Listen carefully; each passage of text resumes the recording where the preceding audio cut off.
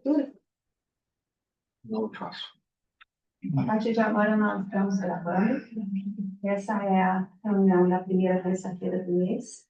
E a gente, antes de tudo, a gente vai começar com a nossa oração de abertura, no sentido de que a gente vai se dispor energeticamente, além de a gente já ter começado aqui, já ter conversado um pouco, mas agora a gente vai buscar voltar-se a si mesmo, interiorizar-se, se possível, fechar os olhos e entrar em contato com uma energia maior, solicitando aos nossos bons amigos espirituais que nos abençoem nessa noite. Jesus, nosso mestre, amado amigo, que abençoe os nossos trabalhos, que abençoe a nossa noite e que abençoe a nossa jornada por esta próxima semana. Amém, Maria, nos acolha, nos envolva com o seu manto sagrado e traga ao nosso coração o acolhimento de que necessitamos. Que o nosso coração possa se sentir cuidado. Que todas as coisas que nos deixam tristes possam, de alguma forma, ser aliviadas. Ave Maria, cheia de graça, o Senhor é convosco. Bendita sois vós entre as mulheres, bendito é o fruto do vosso ventre, Jesus. Santa Maria, Mãe de Deus, rogai por nós, pecadores, agora e na hora de nossa morte. Amém. Vamos a apresentação do estudo vai ser feita pelo nosso querido Nicolau. Vou marcar você, Nicolau. Vou marcar aqui já uns 30 minutinhos aqui. Eu estava cuidando para botar o pronome. É tecnológico, acho que é mais fácil. Bom, boa noite, pessoal. Boa noite, tudo bem? A gente distribuiu para a maioria das pessoas, a Camila não pegou um materialzinho que tem a ver com o que a gente vai conversar hoje, trocar ideia, tá? Esse materialzinho, a primeira, você pode colocar, Duda? A primeira folha está escrito fontes científicas citadas por Herculano Pires. Fontes científicas de quê? Fontes científicas que confirmam a evidência da reencarnação. Esse autor, Herculano Pires, vocês já ouviram falar?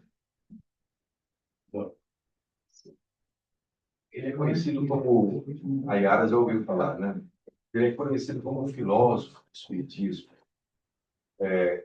Ele não tinha mediunidade explícita, mas ele foi um estudioso, um conhecedor profundo do espiritismo, a ponto do Emmanuel, que é o protetor do Chico Xavier, dizer que o Herculano Pires foi o melhor método, a melhor régua que mediu Kardec ao conhecimento dele. Ele tem várias obras filosóficas, nas quais ele vai citando fontes científicas que comprovaram a reencarnação. E eu quis relacionar aqui, se eu consegui, né? Então, só para ter uma ideia, o Ian Stevenson é o primeiro aqui, que é um conhecido antigo da Fran, né, Fran? Ian Stevenson. Ele foi citado, a obra do Ian Stevenson de 1966 e foi citada na obra Reencarnação e Imortalidade, do Herculano Pires, publicada em 1974. E assim por diante. O que tem, está para o lado número 2 aqui, do Charles Richer, a contagem está errada aqui, enfim, advogado não é bom de conta, né? Então, aqui tem 21 fontes científicas citadas pelo Herculano Pires durante a vida dele, nas obras dele. Apostos aqui para vocês poderem consultar. E depois seguem alguns comentários sobre cada uma das obras. vão até a página 4. Na página 4, tem as obras do Ian Stevenson sobre reencarnação. Ele fez várias, né? A primeira dele foi em 1966, 20 casos terceiros de reencarnação, e a última em 2003, onde ele trabalha com casos europeus menos comuns, mas comprobatórios da reencarnação. Aí depois... exatamente. Aí depois, lembrando bem que o Stevenson era um psiquiatra norte-americano, não era médico, não era nada. Tá? Aqui, essa relação aqui, não tem nenhuma obra psicografada, nada, nada. Nenhuma obra de autor espírita, nada, nada. São obras de autores cientistas e médicos. Depois são relacionadas mais 9 outras obras não psicografadas, todas elas atestando a realidade das reencarnações, ou a realidade da reencarnação, como um fato comprovado. Por que que eu relacionei isso aqui? Quem arrisca? Porque aqui é um centro espírita? Não sei por isso. Mais perto, tá bom. Por quê, gente? Porque eu vou falar sobre a reencarnação? Pode ser, mas na verdade eu vou fazer uma pergunta. Se a reencarnação é um fato comprovado, não divulgado por N interesses, mas amplamente comprovado, se nós, aqui no Centro Espírita, lidamos com essa evidência fática, lidamos com a reencarnação, a pergunta que eu me fiz, a Fran falava muito bem, né, que primeiro a estudar o que a gente fala somos nós mesmos, né? Que eu me fiz desde quando eu pensei na nossa conversa de hoje. Que diferença faz para a minha vida eu saber desta realidade, da realidade da reencarnação? O que que muda no modo de eu encarar a vida? E essa pergunta eu faço para vocês. É sobre isso que eu queria também conversar com vocês. A gente vive cheio de problemas. Aliás, hoje é um dia que a gente vem aqui tratar de problemas que afetam bastante o nosso físico.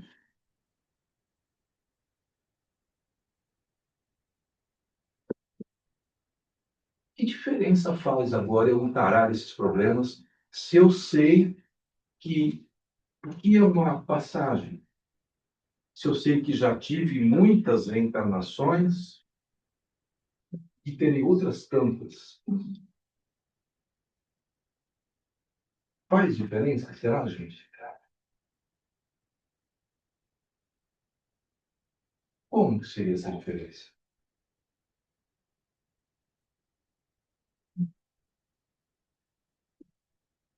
Aí eu congelo essa perguntinha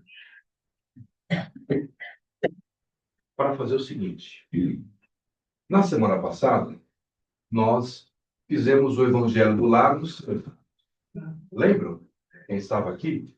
Nós abrimos o Evangelho ao acaso, lemos, comentamos, todos participaram.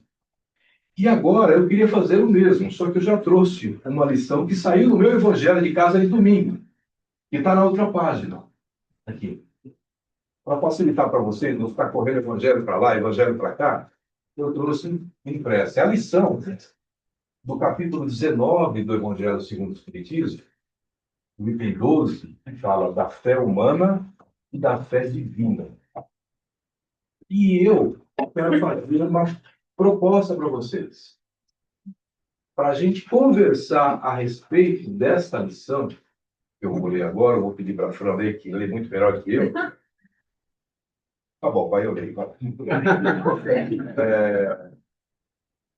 Mas, olhando para essa lição, tendo como referência a verdade da existência da reencarnação.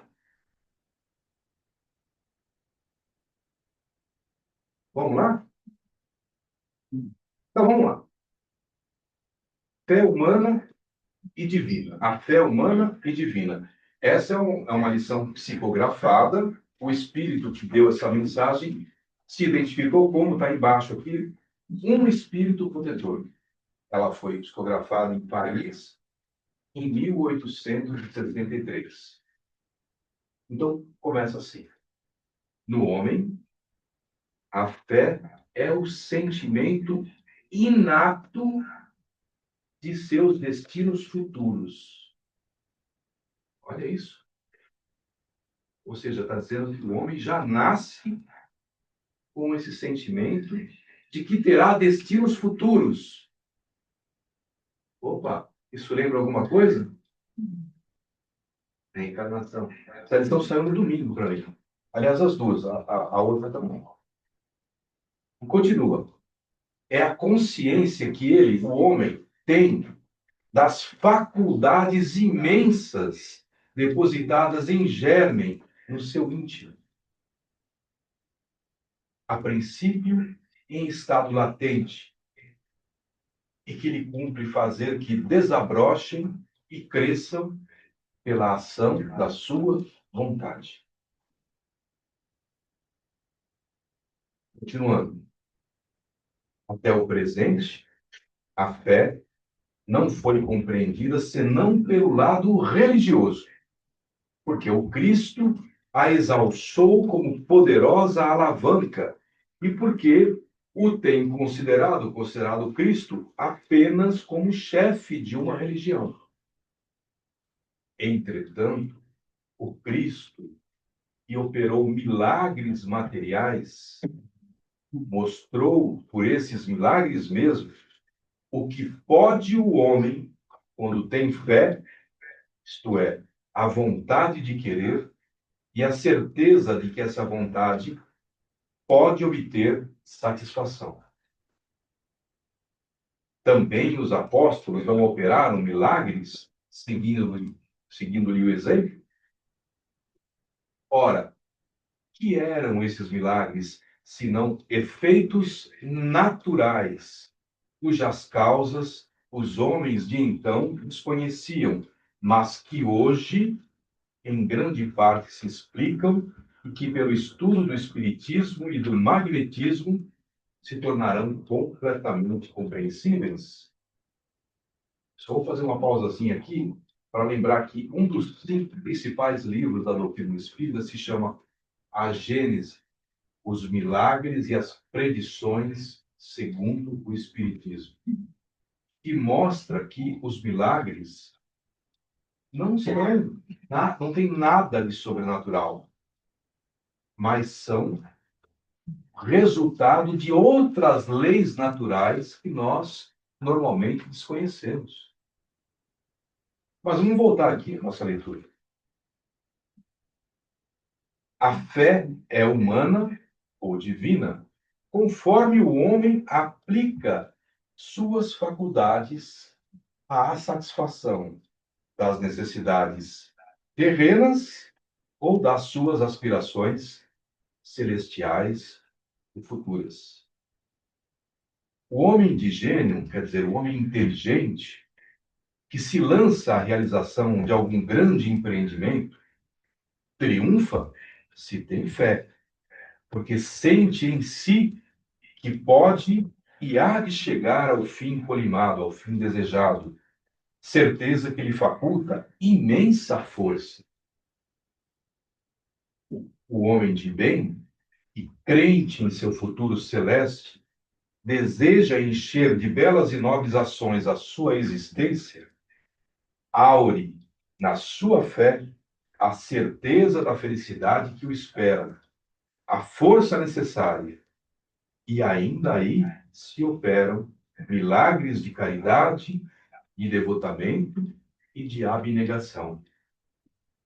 Enfim, Com a fé, não há maus pendores que se não chegue a vencer. O magnetismo é uma das maiores provas do poder da fé, posta em ação.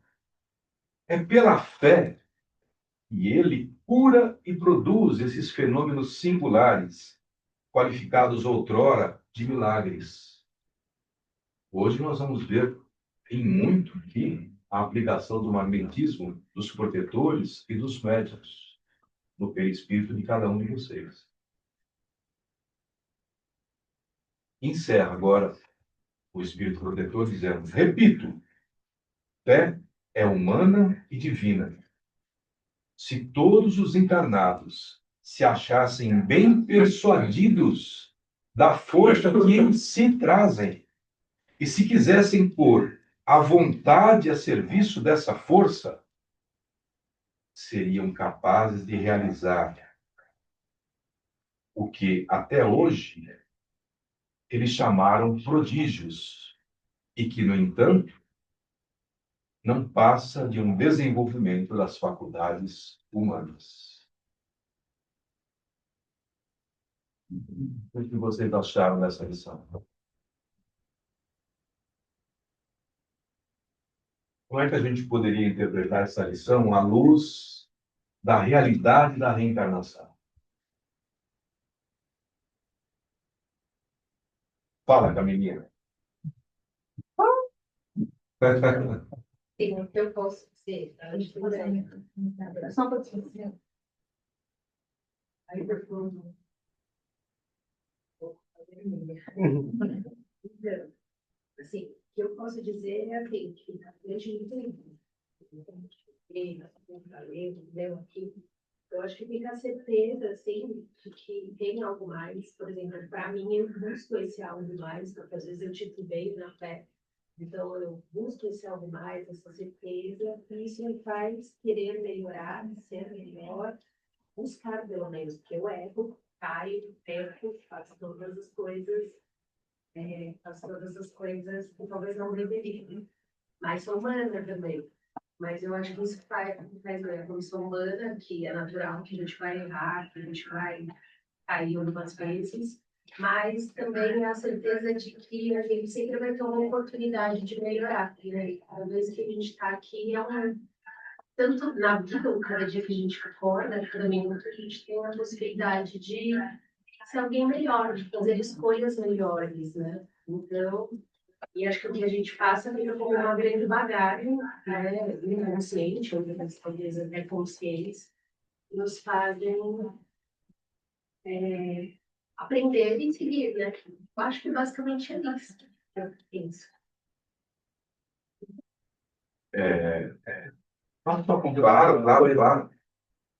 Interessante. Meu pai era de família espírita, né? Eu vim de família espírita. Quando eu tinha uns 7, 8 anos, eu perguntei para meu pai, né? Qual que era o sentido de tudo isso? Não com as palavras, qual é o sentido da vida, mas questionando, né? Meu pai me falou uma coisa que eu nunca mais esqueci. Nossa missão aqui é sair melhor do que a gente chegou. Significa que, enfim, sair para algum outro lugar, né? De modo que não acabaria com a vida, etc, etc. Eu acho que a ideia da encarnação é essa, de a gente passar por aqui melhor do que a gente chegou. E voltando à sua primeira pergunta, por que que a gente tem que fazer essa busca? Porque a gente limpa a casa todo dia. Não é porque ela vai sujar de novo que a gente não vai limpar. Aproveitando, e tá aberto para qualquer um de vocês falar, Yara. Não, eu já estou quietinha. Não, não está escrito aí. A Yara quer falar. Não, mas passa lá para a Yara. Passa lá para a Yara. Passa lá para a Yara.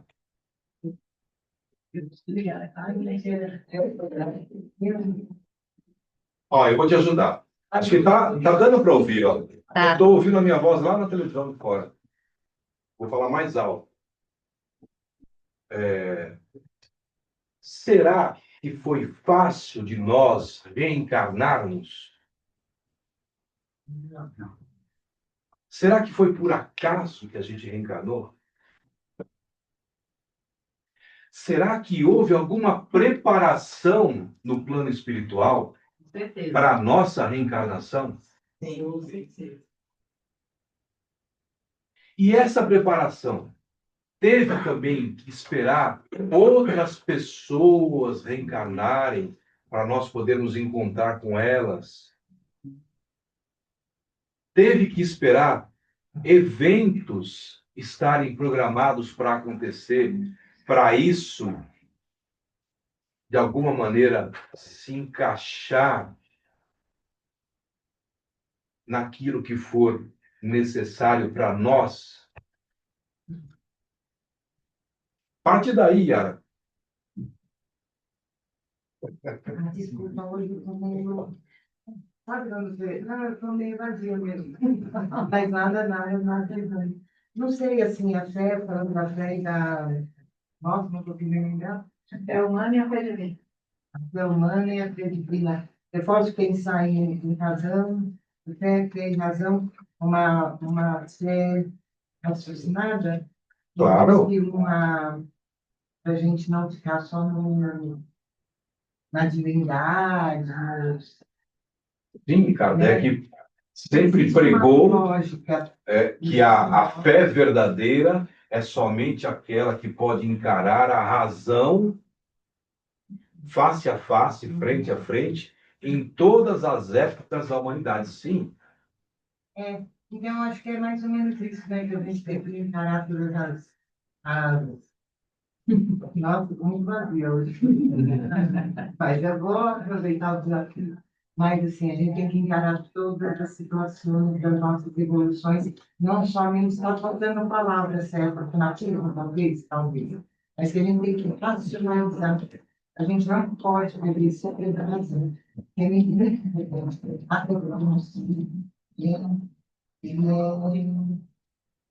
nacional de razão, ele evoluiu. E de chegar, a gente está fazendo besteira. Alguém quer chegar? Eu quero, mas não pega. Gente, eu vou te falar, deixa eu fazer, falar bem alto. Falar um pouquinho sobre o meu retorno. Minha mãe engravidou, meu pai estava com um problema de saúde, tuberculose, e quando ela descobriu, ela não queria que eu chegasse. Então, ela evitou, tomou para abortar. E quando ela ficou ruim, assim, o médico falou que ela tinha um tumor. E esse tumor, assim, eu não dei sinal na gravidez. Eu fui dar sinal aos 6 meses de vida, né, na barriga dela. Então, quando o médico falou, você está grávida, ela se assustou, né, porque no começo ela achava que era, e aí ela foi tomando medicação para abortiva. E aí depois o médico falou que era um tumor. Então, foi tratando um tumor. E aí eu vi dar o sinal. Então, assim, o que eu posso dizer? Eu tinha que vir. E durante esse período, ela foi sendo tratada para quê? Para que eu não fosse abortada. Então, assim, às vezes, né, o plano, porque você precisa estar aqui, ele vai cumprir com que eu pudesse estar e que ela gerasse, né? Então, era isso. Então, assim, tá aí um pouco, né? Ela não queria, porque ela estava numa situação que meu pai estava doente, né? E ela já tinha mais 3 para cuidar, e eu era caçula. Então, mas é só isso que eu queria pôr. Então, é assim, quando a gente tem que estar aqui para cumprir a nossa missão, de alguma forma, a gente chega, né? Então, era isso. e a coisa caminha, né? Tá bom? A Gi quer falar aqui também. Quem mais quer falar aí? Quer aproveitar e falar, Miriam? Sim, Tá bom, tá bom.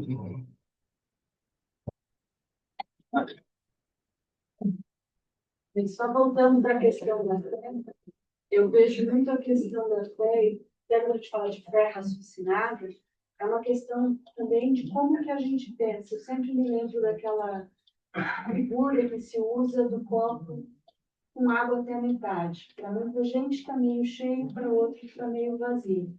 Então, eu acho que essa questão de como que a gente olha vai, de certa forma, influenciar toda a nossa vida.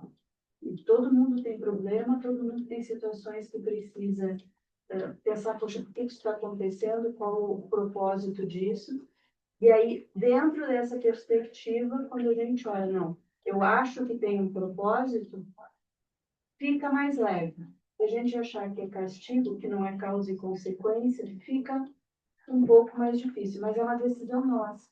E aí, se a gente pensar em magnetismo, quem não entende ou quem não concorda que a cada dia a gente está se melhorando, não vem para o Santo Espírito. Então, eu acho que, de certa forma, a maneira como a gente expressa a nossa fé acaba nos trazendo dentro do centro e nos fazendo sentir a vontade e um mais próximo do outro. Porque a gente, de alguma forma, a gente tem nossa maneira de pensar algo em comum. E por isso que a gente vem aqui, por isso que a gente se sente bem ouvindo e participando. Eu fiquei de olho fechado porque eu não sei, eu fui para outro plano durante a tua palestra, mas quando você veio a pergunta, veio isso. Então, assim, e eu vejo muito isso, né? E eu sempre puxo nessa dica que eu adoro o hermetismo, e o primeiro princípio do hermetismo é que o universo é mental. Então, para aquelas pessoas que acreditam em Deus, faz parte dessa questão de fé do que a gente acredita, a participação divina. E para os que não acreditam, vai funcionar da mesma forma, só que eles não têm esse amparo que a gente consegue, ou que a gente escolheu ter. Então, eu vejo dessa forma. E hoje, vários estudos mostram que quando a pessoa está em convalescença no hospital, o pensamento dela, positivo ou negativo, influi diretamente na cura. E se a gente pensar bem que o nosso corpo é composto de um monte de nós, cada célulazinha é uma franzinha, é uma Yarazinha, é uma Giselezinha, é uma Camilinha. Essas células podem ser direcionadas para cá, para lá, para a cura ou para a doença, pelo nosso próprio magnetismo. Vejam como a questão da reencarnação, ela transcende. E eu, sempre que puder, eu vou voltar com vocês a discutir todos os temas que a gente trouxer aqui, partindo dessa premissa aqui, tem inúmeras fontes científicas. A reencarnação é um fato, não há dúvida. Quem acha que tem dúvidas, porque lá no Antigo Testamento, o livro de Deuteronômio 18, versículo 11, versículo 12, falava, proibia, Moisés proibia de conversar com espíritos e assim por diante, está se esquecendo que se ele proibia de conversar com espíritos, é sinal que existiam espíritos. E está se esquecendo também da própria tradução, porque tem um autor espírita que é estudioso do grego e estudioso do hebreu. Celestino, esqueci o nome dele. Depois eu professor, mas eu tenho outro nome. Ele, inclusive, conta que a tradução do texto original do Moisés, do Deuteronômio, era convocar aquele ente querido que havia desencarnado naquele túmulo, porque se faziam cerimônias para sortilégios nos túmulos. O povo hebreu, naquela época de Moisés, fazia isso. Então, assim, é uma evidência que não pode ser deixada de lado. E quando vem esse espírito protetor aqui e fala, no homem, a fé é o sentimento inato de seus destinos futuros, e quando vem o nosso irmão e fala de progresso, tudo se encaixa. Porque ninguém reencarnou para não progredir. Todos reencarnamos para progredir. Mesmo o pior criminoso que está na penitenciária de segurança máxima, ele reencarnou para progredir. acabou fazendo escolhas erradas, que vão ter consequências, como a gente falou, vão ter consequências. Porque Deus quer que o nosso progresso ocorra com os nossos próprios méritos. Assim é a nossa encarnação. Mas aí, como a Yara colocou, tem a parte racional, que é o livre-arbítrio. Tem a parte racional, que é o livre-arbítrio, e tem a parte magnética que transcende o racional, que é aonde eu vou colocar minhas forças. Então, eu estou passando por dificuldades. Acho que vocês devem se lembrar de uma vez que nós conversamos sobre a prece, da prece com 100% de eficácia. Vocês lembram qual eram os 4 pedidos que eram 100% de certeza que seria concedido? Está no Evangelho segundo o Espiritismo? Paciência, resignação, coragem e os meios para nós, por nós mesmos, pelos nossos próprios esforços ou esforços, resolvermos os problemas. E que meio maravilhoso é esse para o nosso progresso? Que não a reencarnação. É um meio que Deus coloca à nossa disposição para que nós resolvamos problemas antigos, diferenças antigas com parentes, com amigos, com colegas de trabalho, com clientes, né, Camila?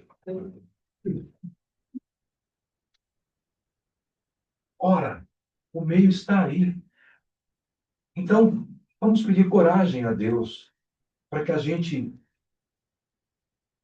encare esse meio com alegria, que é o que diz a última mensagem, que saiu complementando essa lição da fé no meu Evangelho de casa. E com ela eu encerro esse nosso bate-papo de hoje.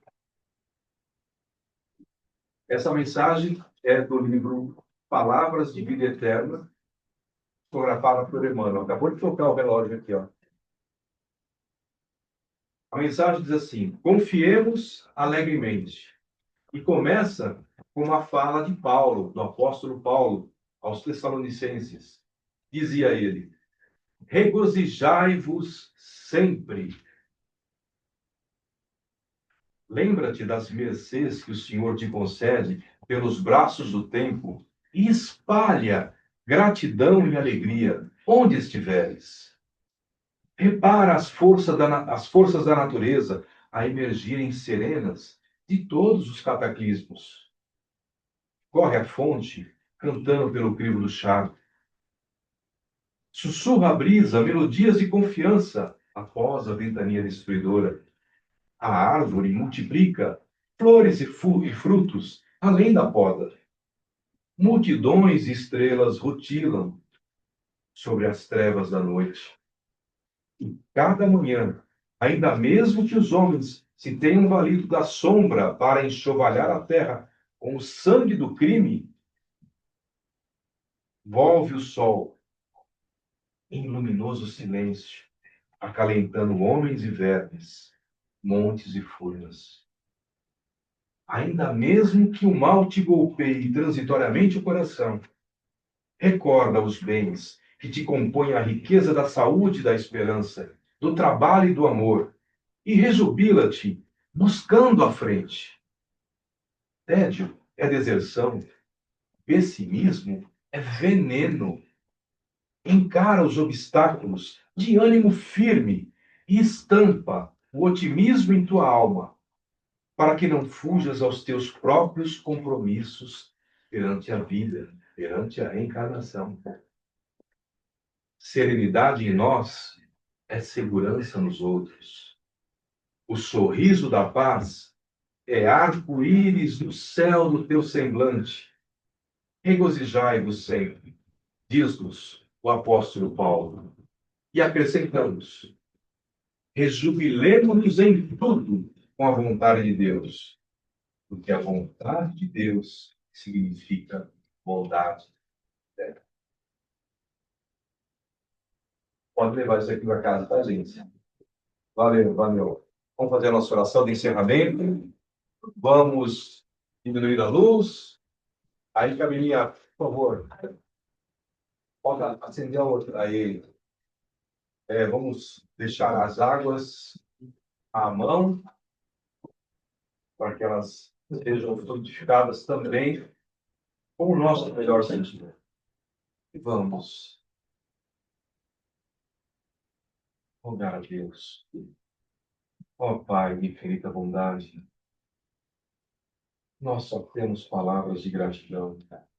Muito obrigado por esse momento em família.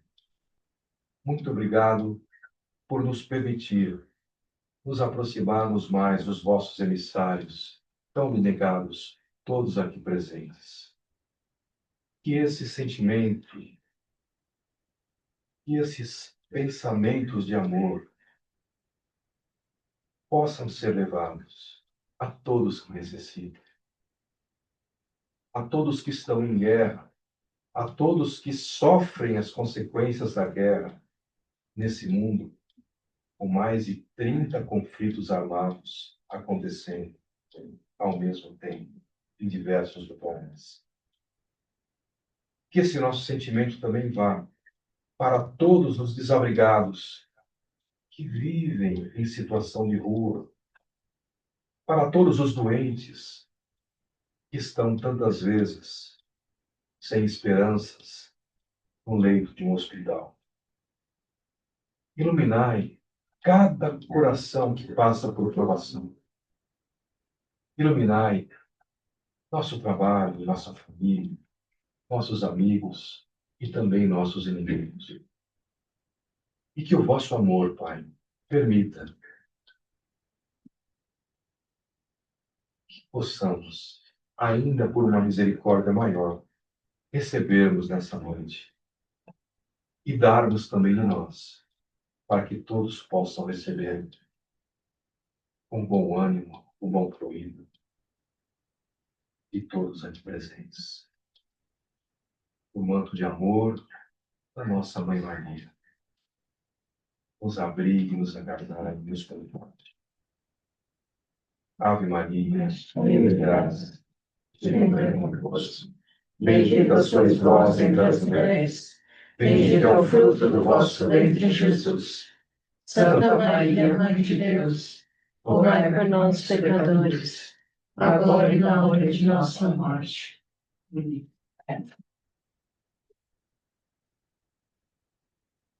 Rosinha, Pessoal falando maravilha da reunião de hoje, agradecida. Alegre.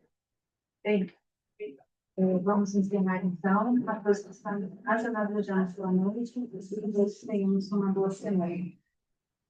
Obrigada a todos.